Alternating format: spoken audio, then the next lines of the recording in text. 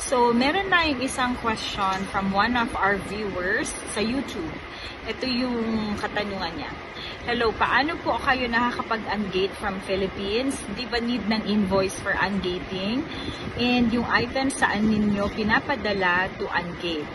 Yes, nakakapag-ungate tayo even if we are outside the US and we live in the Philippines through having the partnership with a prep center.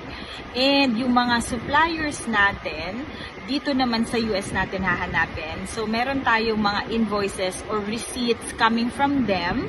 Tapos, ipapadala natin yung products sa prep center, which in return, yung prep center ang mag-facilitate ng ungating.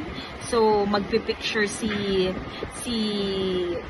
prep center, tapos ipapadala niya yung picture kay Amazon para ma-ungate ka. So, through the help of a prep center, ang sagot sa iyong question.